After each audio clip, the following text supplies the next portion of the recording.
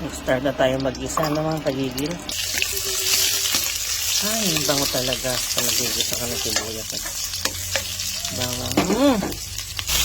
Sigay muna po natin yung stock, no?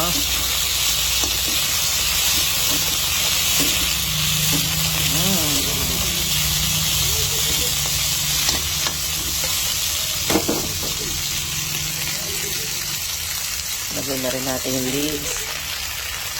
This is kangkong, mga kagigil.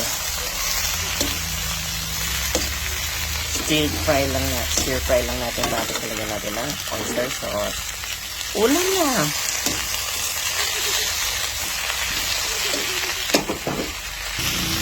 Lagyan lang tayo ng konting tubig. Yan.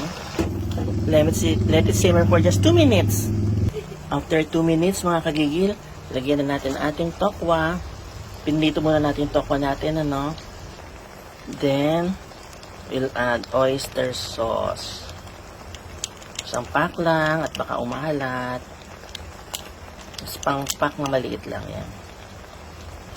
Yan. Naglagay na lang po tayo ng garlic bits.